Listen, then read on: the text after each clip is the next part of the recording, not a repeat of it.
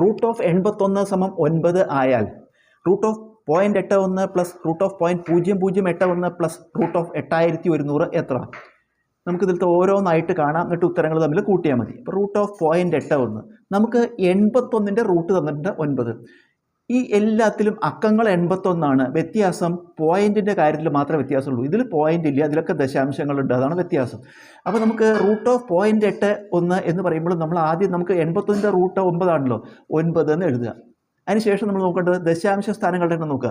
ദശാംശം കേട്ട് എത്ര അക്കമുണ്ട്? ദശാംശം കേട്ട് 2 അക്കമുണ്ട്, അതിൻ്റെ പകുതി എടുക്കുക. റൂട്ട് കാണുമ്പോൾ ദശാംശ സ്ഥാനങ്ങളുടെ എണ്ണത്തിൻ്റെ പകുതി എടുക്കുക. 2/2 1 എന്നിട്ട് ഒരു ദശാംശ സ്ഥാനം ഇടത്തോട്ട് നിൽക്കുക, 0.9.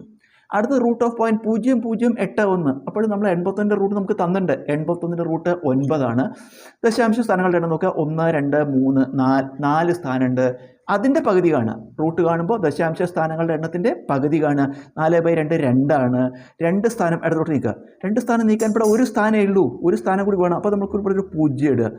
അപ്പോൾ ഉത്തരം 0.09. അതുപോലെ 8100ൻ്റെ റൂട്ട് നമുക്ക് 81ൻ്റെ റൂട്ട് അറിയാം, 9. ഇനി വ്യത്യാസം എന്താ? ഇവിടെ ദശാംശമില്ല, പക്ഷേ 81ൻ്റെ കൂടെ 2 0 ഉണ്ട്. അവസാനം പൂജ്യങ്ങൾ വരുമ്പോൾ എത്ര പൂജ്യങ്ങളുണ്ട് നോക്കുക, 2 0. ആ പൂജ്യങ്ങളുടെ എണ്ണത്തിൻ്റെ പകുതി എടുക്കുക. 2/2 1. എന്നിട്ട് ആ ഒരു 0 ഇതിൻ്റെ കൂടെ ഇടുക. അപ്പോൾ 90 എന്ന് വരും. ഇനി നമുക്ക് ഇതെല്ലാം ഈ 3 ഉത്തരം കൂടി കൂട്ടുക. 90, പിന്നെ 0.9, പിന്നെ 0.09.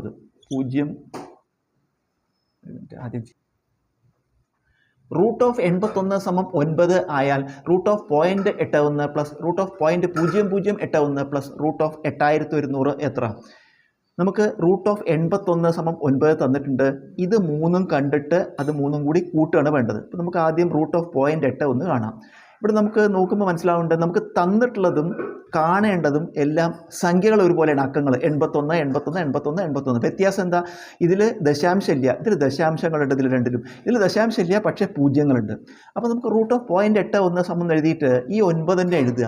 അതിനുശേഷം നമുക്ക് നോക്കേണ്ടത് ദശാംശ സ്ഥാനങ്ങളുടെ എണ്ണം, അതായത് ദശാംശം കഴിഞ്ഞിട്ട് എത്ര അക്കമുണ്ട്? ദശാംശം കഴിഞ്ഞിട്ട് ഇവിടെ 2 അക്കമുണ്ട്. അപ്പോൾ റൂട്ട് കാണുമ്പോൾ ഈ ദശാംശ സ്ഥാനങ്ങളുടെ എണ്ണത്തെ 2 കൊണ്ട് ഹരിക്കുക, അല്ലെങ്കിൽ അതിൻ്റെ പകുതി കാണുക. 2/2 1.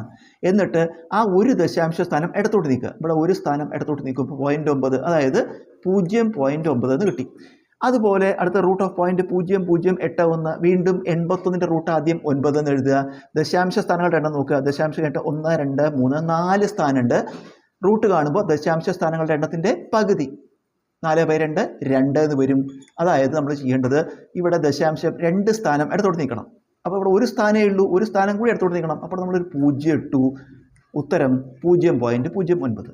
അടുത്തത് റൂട്ട് ഓഫ് 8100 വീണ്ടും 81ൻ്റെ റൂട്ട് 9 എഴുതുക.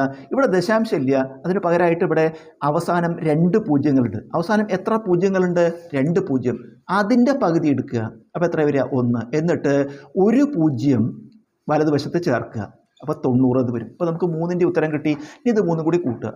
ഇത് 90, ഇവിടെ 0.09, ഇവിടെ 0.9. ഇതെല്ലാം കൂടി കൂട്ടുക. സ്ഥാനക്രമത്തിനനുസരിച്ച് കൂട്ടണം. ഇവിടെ 9, ഇവിടെ കൂട്ടുമ്പോൾ 9 ദശാംശം, ഇവിടെ കൂട്ടുമ്പോൾ 0, ഇവിടെ 9. ഉത്തരം 90.99.